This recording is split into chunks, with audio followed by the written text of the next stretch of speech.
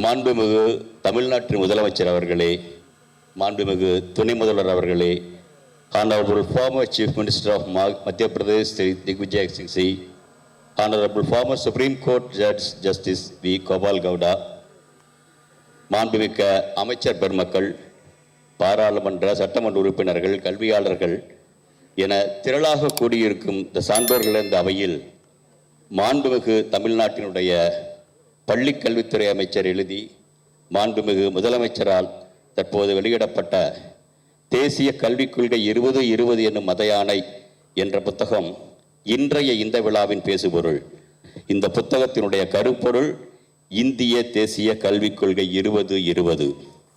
அதை உருவாக்கிய குழுவினுடைய தலைவர் சமீபத்தில் தனது 84வது வயதில் நம்மை விட்டு பிரிந்த டாக்டர் கஸ்தூரி ரங்கன் அவர்கள்.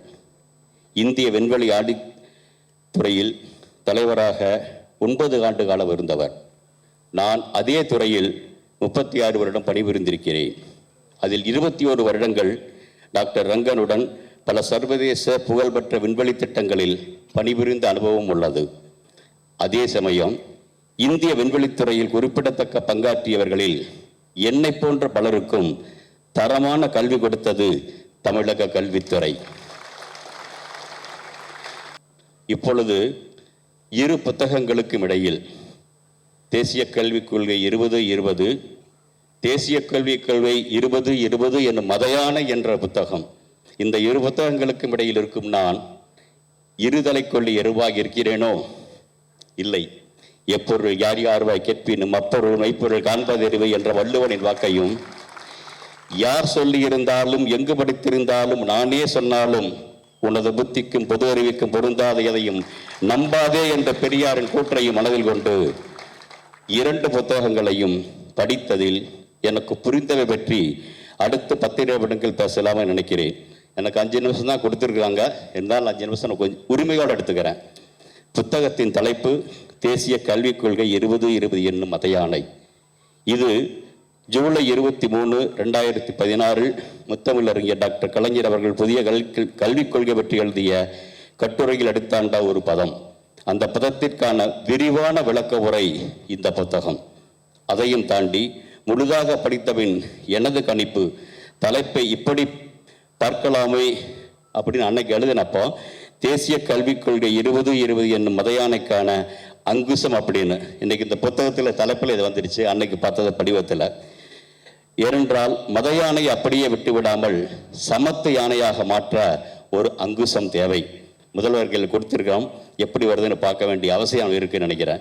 இந்த புத்தகம் அந்த பணியை செய்ய முதல்வதாக நான் பார்க்கிறேன். அந்த நேரத்தில் 2ஐயும் படித்ததில் எனது கவனத்தை கவர்ந்தவையும் அவை பற்றி எனது குறிப்புகளும் எனது பேச்சாக உங்கள் முன் விரிகிறது. ஒரு ஜனநாயக நாட்டின் கொள்கையை ஒட்டுமொத்தமாக மாற்றியமைத்து புதிதாக வேறொரு கொள்கையை உருவாக்கும் என்பது அளப்பரிய செயல். அதுவும் இந்தியா போன்ற பன்முகத்தன்மை வாய்ந்த தேசிய இனங்கள் வாழும் பன்மொழி கலாச்சாரங்கள் கொண்ட தேசத்தில் கடந்த கால வரலாறுகளை உள்வாங்கி அரசியல் சாசன மரபுகளை மதித்து கூட்டாட்சி தத்துவத்துடன் இயங்கும் மாநில அரசின் உரிமைகள் பாதிக்கப்படாமல் இந்த பணி செய்து முடிக்கப்பட்டிருக்க வேண்டும். அதற்கு மிக முக்கியமாக அனைத்து தரப்பு மக்களின் பிரதிநிதிகளாக தலை சிறந்த கல்வியாளர்களை கொண்ட ஜனநாயக நீதியான ஒரு குழு அமைக்கப்பட்டிருக்க வேண்டும். அந்த குழு மக்களின் கருத்துக்களுக்கு மதிப்பளித்து மாநில அரசுகளின் உரிமைகளை மதித்து இருதரப்பு கூட்டமைப்பின் மூலமாக வெளிப்படைத்தன்மையுடன் தேசிய கல்வியை உருவாக்க வேண்டும். ஆனால் இவை எதையுமே கல்விக்குழு பொருட்படுத்தவில்லை என்பது நம்முன் புத்தக ஆசிரியர் எடுத்து வைக்கும் வாதம். படிக்க ஆரம்பிக்கும் பொழுதே நம்மை நிமிர்ந்து உட்கார வைக்கிறது. நேற்றைய வரலாறு தெரியாது போனால் இன்று நடப்பது புரியாமல் போகும். இன்று நடப்பது புரியாமல் போனால் நாளை என்பது நம்பசமில்லை. நாடு சுதந்திரம் அடைந்த பொழுது இருந்த இந்தியாவின் கல்வி நிலை, இப்பொழுது இருக்கும் நிலை, அதில் உள்ள சாதக பாதகங்கள் என எல்லாவற்றையும் முழுதாக ஆய்ந்தபின் இப்போது தேவைகளை புரிந்து கொண்டு கல்விக் கொள்கையை அமைத்திருக்க வேண்டும். அப்படி பார்த்தால் 1947 இந்தியா சுதந்திரம் அடைந்த பொழுது உலக அளவில் இந்தியாவினுடைய ஜிடிபி என்ற பொருளாதார குறிப்பு செல்வது 3%. இந்த வீழ்ச்சிக்கு மிக மிக முக்கியமான காரணம் இந்தியாவை அடிமைப்படுத்தும் சூழ்ச்சியில் முகிழ்த்த மெஹ்லேவின் கல்விக் கொள்கை. இன்றைய நிலையில் ஒட்டுமொத்த பொருளாதார குறியீட்டில் இந்தியாவின் நிலை உலக அளவில் 4வது இடம் தொட்டு 3வது இடத்தை நோக்கிய முன்னேற்றமாகும். விவசாயம் முதல் விண்வெளி வரை பல துறைகளில் ஏர்முனை முதல் போர்முனை வரை ஏற்பட்டுள்ள இந்த முன்னேற்றத்திற்கு முக்கிய காரணம் விடுதலை இந்தியாவில் கல்விக்காக அரசுகள் எடுத்துக்கொண்ட முயற்சியும் அதன் பலனாக 1950 வெறும் 12% இருந்து எழுத படிக்க தெரிந்தவர் விகிதாச்சாரம் 78% உயர்ந்ததும் 0.4% இருந்த உயர்கல்வி செல்வோரின் விகிதாச்சாரம் 28% உயர்ந்ததும் தான். மந்திரத்தில் எந்த மாங்காயம் விழவில்லை.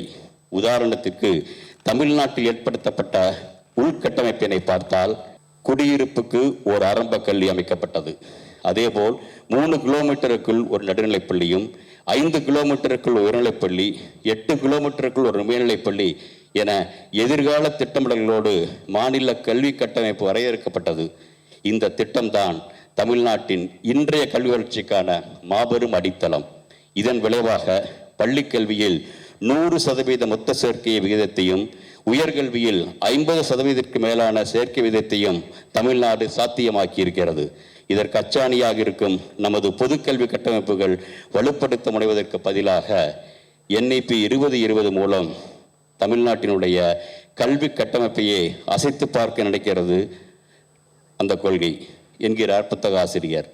இந்த உள்கட்டமைப்பை புறந்தள்ளி பள்ளி வளாகம் என்ற புது அமைப்பை தேசிய கொள்கை முன்னிறுத்துவது பல நடைமுறை சிக்கலுக்கு வழிவகுக்கும் என்பது ஏற்றுக்கொள்ள வேண்டிய வாதமாகவும் திரும்ப விரிவாக விவாதிக்கப்பட வேண்டிய ஒன்றாகவும் நான் பார்க்கிறேன். அதே மாதிரி 3 வயது முதல் 16 வயது வரை கட்டாய கல்வி என்ற புதிய தேசிய கல்விக் கொள்கையில் பரிந்துரைப்பதை அமெரிக்கா உட்பட பல முன்னேறிய நாடுகளில் இருப்பது போல் 1 முதல் 10 அல்லது 12 வகுப்பு வரை இலவசமான பொது கல்வி என்பதை கொண்டு வந்திருக்க வேண்டும் என்பதும் கவனத்தில் கொள்ள வேண்டிய கருத்துகள். இன்றைய கல்வி முறையில் இன்னொரு முக்கியமான தலைப்பு வாழ்நாள் முழுவதும் கற்றல் அல்லது வாழ்நாள் முழுமைக்கும் கற்றல், life long education and learning. கணினி யுகம் விண்வெளி யுகம் என்பதை கடந்து செயற்கை நுண்ணறிவு யுகமாக வெகு வேகமாக முன்னேறி வரும் இன்றைய நிலையில் மனிதனின் சராசரி ஆயுள் காலம் அதிகரித்து வருகிறது. இந்த நிலையில் பெரும்பான்மையான தனிமனித வாழ்க்கை லேர்ன் ஏன் ரிட்டையர் என்ற நேற்றைய நிலை மாறி லேர்ன் ஏன் and learn retire and learn என்று இன்றைய நிலையில் நித்தம் கற்றல் என்பது மிகவும் அத்தியாவசியம். இந்த திசையில் புதிய தேசிய கல்விக் கொள்கையில் ஒரு தெளிவான கொள்கையை என்னால் பார்க்க முடியவில்லை என்கிறார் புத்தக ஆசிரியர். அதற்கேற்ற மாதிரி போற போக்கில் ஒரு இடத்தில் பல்வகை நுழைவு பல்வகை வெளியேற்றம், multiple entry multiple exit point உதவும் என்கிறது புதிய தேசிய கல்விக் கொள்கை. இது எப்படி சாத்தியமாகும் என்ற ஒரு தெளிவு இல்லை. இந்த குழப்பத்தின் உச்சகட்டமாக புதிய கல்விக் கொள்கையை எப்படி செயலுறுத்தும், அதாவது இம்ப்ளிமெண்ட் செய்வது என்பதற்கு வெறும் ஒரு பக்கத்தை ஒதுக்கியவர்கள் adult education life long learning என்று முழுதாக 2 பக்கங்களை ஒதுக்கி வாழ்நாள் முழுதும் கற்றலுக்கான அடுத்த வழியாக சொல்லியிருப்பதை படிக்கும் பொழுது ஆசிரியரின் கோபம் புரிகிறது. உலகம் ஏன்னா அடல்ட் எஜுகேஷனுக்கும் லைஃப் லாங் எஜுகேஷனும் ஒரு குழப்பத்தோட நிலைமையில் ஒரு தேசிய கல்விக்குள் இருக்க முடியுமா அப்படிங்கிறது ஒரு மிக கோபமாக இருக்கிறது. உலகம் முழுவதும் இன்றைய நிலையில் கல்வியில் மிகுந்து ஆராய்ச்சிக்கு உள்ளாகி இருப்பது ஆயுள் முழுவதும் என்ற கற்றல் என்ற கோட்பாடு. அதை இளம் வயதிலேயே கற்றலின் ஒரு அங்கமாக சேர்த்து மனித வாழ்வின் இயல்பான ஒன்றாக நிற்கும் முயற்சியில் கல்வியாளர்கள் இறங்கியுள்ளார்கள். வேறு ஒரு கண்ணேட்டத்தில் பார்த்தால் வாழ்நாள் முழுமைக்கும் கற்றல் லைஃப் லாங் எஜுகேஷன் என்பது முதுமையில் தள்ளாடும் நிலையிலிருந்து தம்மை மீட்டெடுக்க பல நாடுகள் எடுத்துக்கொண்டுள்ள முயற்சியாகவும் உள்ளது. இன்று 2050 5 பேரில் ஒருவர் முதியவர் என்ற முதுமை நிலையை தொடவுள்ள இந்தியாவில் புதிய கல்விக் கொள்கை அதற்கான சரியான பதிலை தரவில்லை என்பதாக நான் பார்க்கிறேன். அதற்கான புரிதலே இந்த கொள்கையில் இருப்பதாக தெரியவில்லை என்பது ஆசிரியரின் கோபம். பெண் கல்வி பற்றி அதிகம் பேசப்படவில்லை. இதில் முழுக்க மற்ற மாநிலங்களுக்கு முன்மாதிரியாக ஆணும் பெண்ணும் சரிநிகர் சமானமாக கல்வி பெற பெண்களுக்கான பல சிறப்பு வாய்ப்புகளை கொடுத்திருக்கும் தமிழ்நாட்டை ஒரு சிறந்த மாதிரியாக எடுத்து பார்த்திருக்கலாம். தவறவிட்டு விட்டார்கள். 2025-26 நிதிநிலை அறிக்கையில் பள்ளிக்கல்வித்துறைக்கு 46,766 கோடி நிதியினை தமிழ்நாடு அரசு ஒதுக்கி இருக்கிறது. 2025 ஆண்டுக்கான ஒன்றிய பட்ஜெட்டில் பள்ளிக்கல்வி மற்றும் எழுத்தறிவுக்கென ஒட்டுமொத்த இந்தியாவுக்கும் ஒதுக்கப்பட்ட தொகையே 78,572 கோடி என்பது குறிப்பிடத்தக்கது. இதன் பின்னணியில் தேவையான கூடுதல் நிதி தேசிய கல்வி என்று வரும்பொழுது எங்கிருந்து வரும் என்ற கேள்வி எழுகிறது. ஆனால் உலகத்தரம் வாய்ந்த கல்வி, ஒரே நாடு ஒரே கல்வி என்றெல்லாம் எதுகை தேசிய கொள்கையை வழியாக பேசிக்கொண்டே கல்வியை 100% தனியார் மயமாக்க முயற்சிக்கிறதோ அப்படிங்கிற சந்தேகம் எழுகிறது. ஏற்கனவே இந்திய கல்வி முறையின் தனியார் மயம் என்பது பள்ளிகள் தொடங்கி பல்கலைக்கழகம் வரை 2014 ஆண்டில் 17% இருந்தது. இப்பொழுது 46% அதிகரித்திருக்கிறது என்ற புத்தக ஆசிரியரின் கூற்று நம் கவனத்திற்கு வருகிறது. ஒருவேளை கல்வியை முழுமையாக அல்லது மிக பெரும்பான்மையாக தனியார் மயமாக்குவதன் மூலம் அந்த பற்றாக்குறையான நிதி ஈடுகட்டப்படுமோ என்ற சந்தேகம் வருவதை தவிர்க்க இயலாது.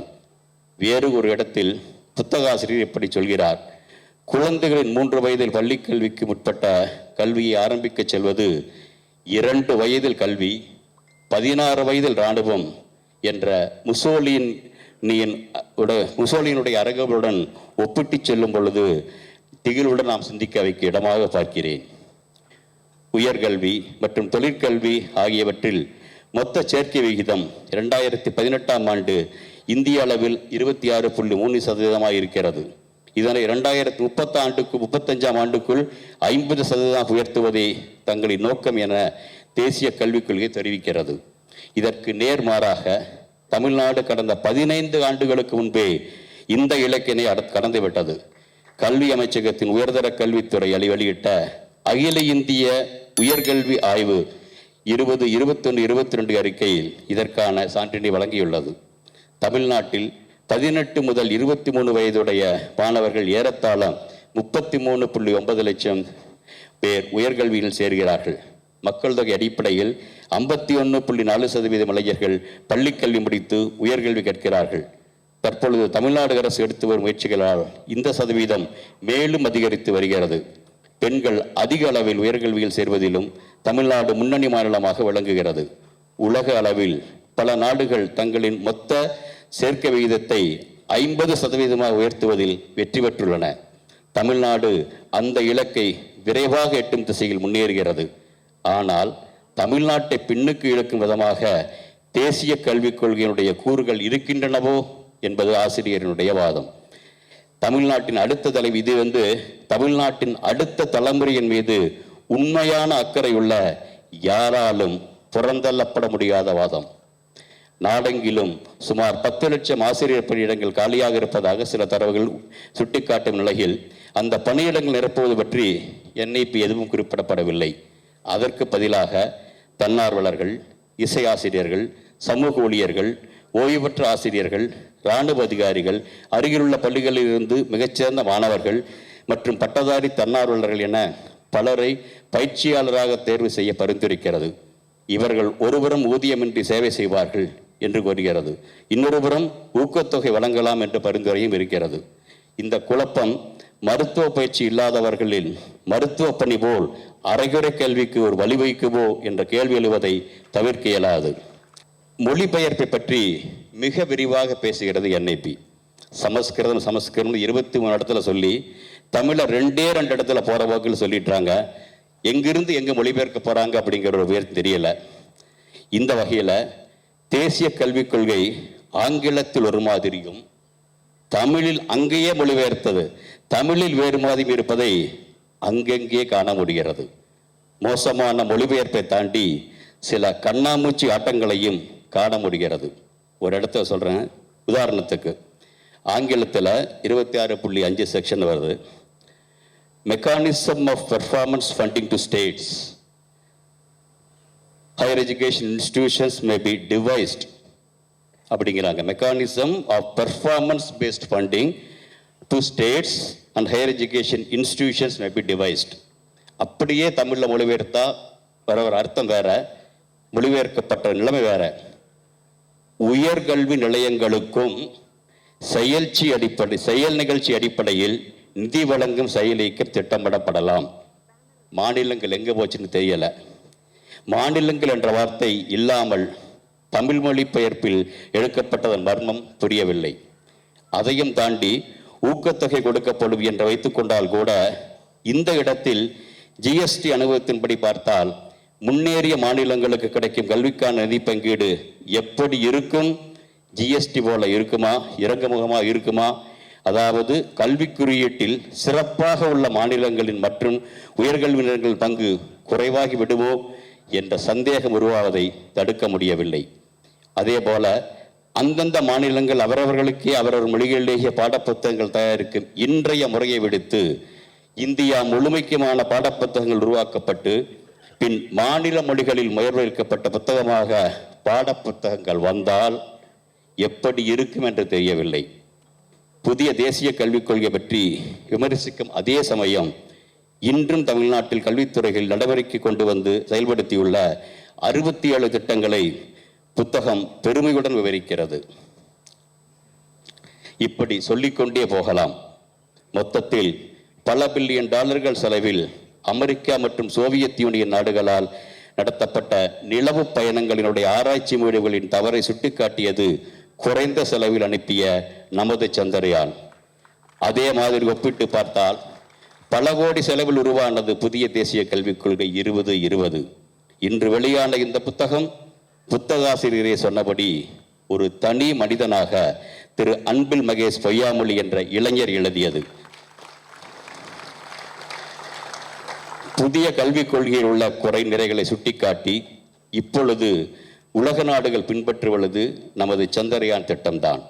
அதே மாதிரி மற்ற மாநிலங்களும் இந்த புத்தகம் சரி என்று சொல்லி இதை திரும்ப பரிசீலிக்கும் நிலை விரைவில் உருவாகட்டும். உலக நாடுகளின் நிலவு பயணம் சந்திரயான் கண்டுபிடிப்பில் ஆமோதித்து மாற்று வழிகளில் முன்னெடுத்து வைக்கப்படுகிறது. அதே போல் தேசிய கல்விக் கொள்கையும் எப்போதோ இதன் இலக்கை எட்டிப்பிடித்து 4 கால் பாய்ச்சலில் முன்னேறி கொண்டுள்ள தமிழகத்தினுடைய மாநில கல்வி செயல்பாடுகளை பின்பற்றி மாநிலங்களுக்கு அவற்றிற்கான உரிமையும் பங்களிக்கும் அளிக்கப்பட்டு ஒரு புதிய தேசிய கல்விக் கொள்கையை உருவாக்கட்டும். அதை உலகமே திரும்பி பார்க்கட்டும். அந்த விருட்சத்திற்கான விதையாக ஒரு வரலாற்று நிகழ்வாக இந்த விழா உருவாகட்டும். நன்றி, வணக்கம். நல்லதே நடக்கட்டும்.